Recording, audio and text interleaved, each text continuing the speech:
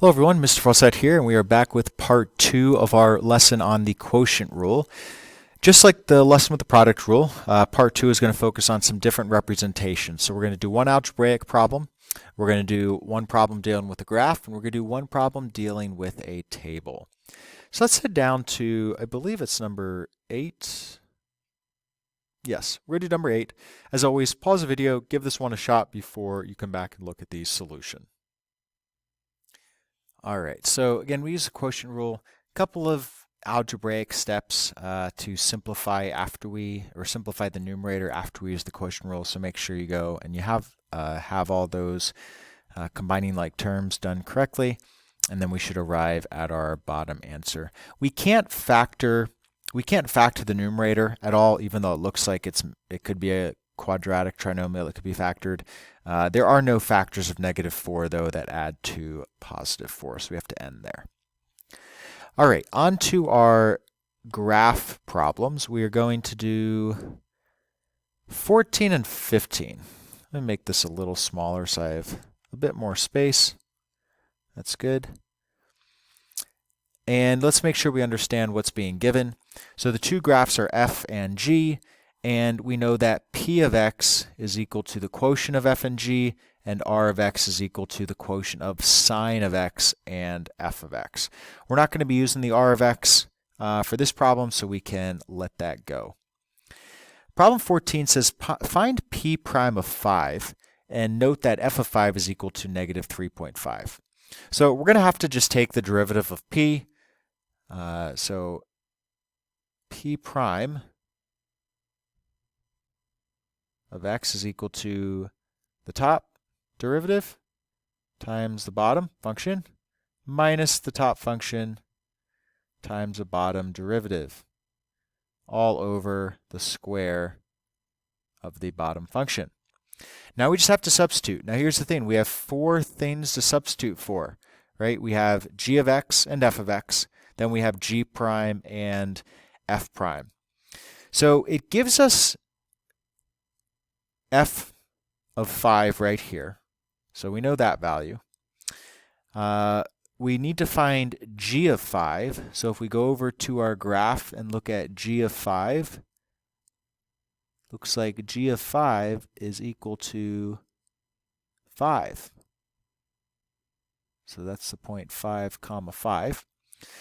So good, we have our g of 5 value. Now we need our f prime of 5 value. So f prime of 5.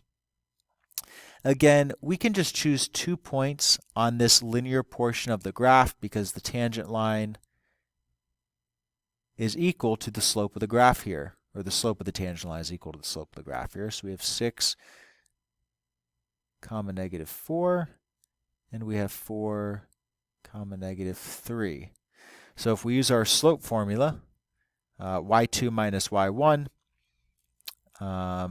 again, this will be our f prime of 5.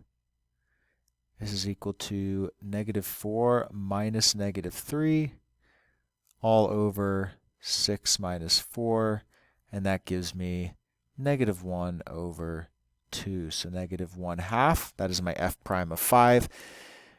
I also need to find my g prime of 5. And same deal. So g prime of 5 is on a linear portion of the graph, so we can just choose 2 points on either side, label those. So we are going to get 6 comma 6 and 4 comma 4. So our y2 minus y1 over the quantity x2 minus x1 is going to be our g prime of 5. That's going to be equal to 6 minus 4 divided by the quantity 6 minus 4. That gives us 1. I don't need to do those in between steps, I don't think. So we have all 4 values. Now it's time to just substitute in. Let's use green. So f prime of 5. I should actually put that this is p prime of 5. So f prime of 5 was equal to -1/2. G of 5 was equal to 5. f of 5 was equal to, well, it gives us that right there, negative 3.5. I was looking for it and then realized that they had just given it to us. And g prime of 5 is equal to 1. Let's make sure this is a little bit neater. And that was all over g of 5 squared.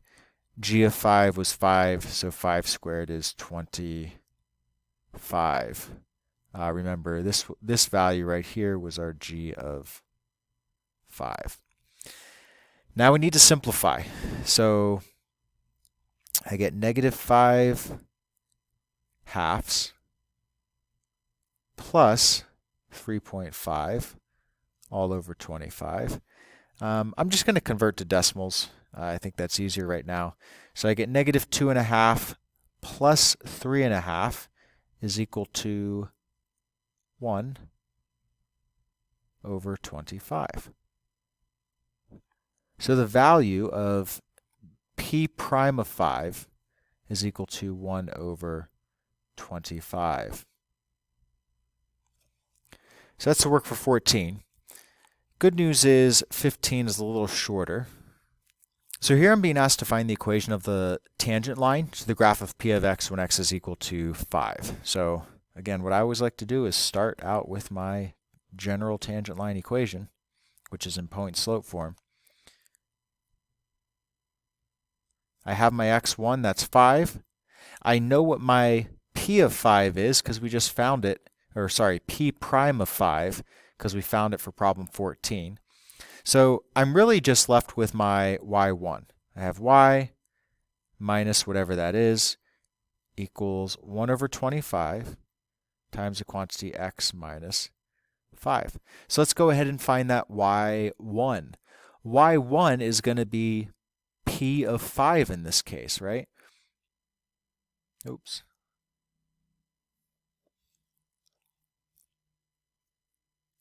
So I have, let's get rid of this, p of 5 is equal to f of 5 divided by g of 5. We already have these values. We know that f of 5 is negative 3.5. G of 5 was equal to 5. And if you think about what this simplifies to, this is equal to negative 7 tenths if you just multiply the denominator and the numerator by 2. So I come over here and actually I'm going to get plus 7 tenths, or you could say plus 0.7 if you wanted to as well.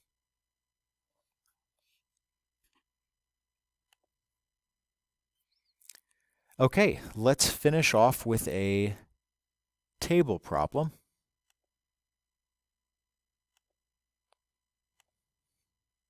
Similar to yesterday's, or last lesson, whenever you decided to do it.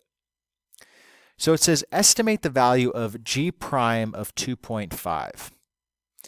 Well, the table gives us values for f and g, and f prime and g prime. But it doesn't give us a value of g prime of 2.5. So if you think back to yesterday, right, I'll draw the little example here again. If I have a function, and let's say I want to find the derivative value right here, well, I can pick 2 points on either side, and I prefer to pick them as close as possible, because that slope of the secant line, if I find this slope, that is going to be an estimate of the slope of the tangent line. Right? They're not always going to be that close, but they're going to be an estimate of one another. Remember that the slope of the tangent line is the value of the derivative. So if we can find the slope of the secant line around x equals 2.5, then we have a good estimate of the derivative value there, or the slope of the tangent line. So the two values that I'm going to choose are going to be one on, we're doing g, so we're going to choose this value right here, because that is at x equals 3, and we'll do the other one at x equals 2. That way we have one on both sides of 2.5. So g prime of 2.5 is approximately equal to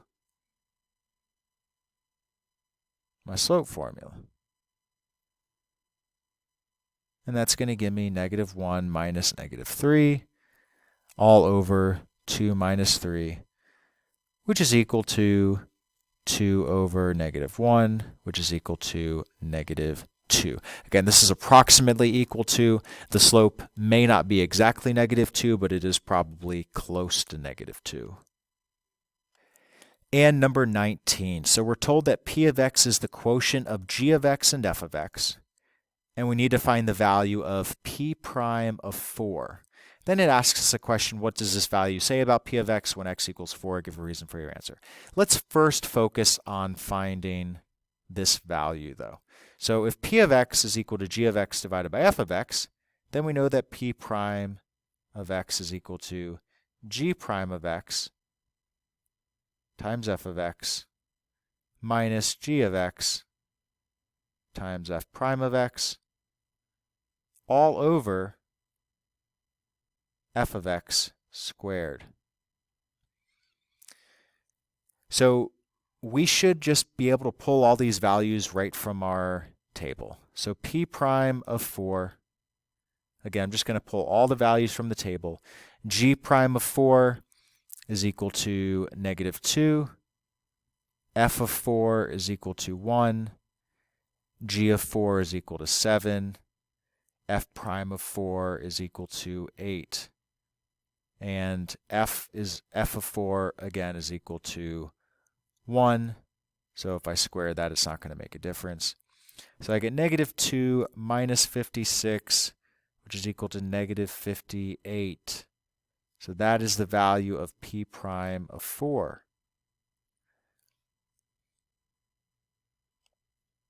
Now we get asked a question. It says, what does this value say about p of x, which is our original function, when x equals 4? Well, if our derivative is negative, what are some things we could say about the original function? So take a second. If you haven't already written down your thoughts, let's write them down. All right, so the biggest thing you could say is that since p prime of 4 is less than 0, p of x is decreasing. Remember, if the derivative is negative, then the original function is decreasing at that specific x value. So that would be our conclusion with our justification, and we are good to go. Okay, as always, try the rest of the problems in this packet. Write down any questions you have. We can discuss those later. Enjoy the rest of your day, and I look forward to seeing you next time.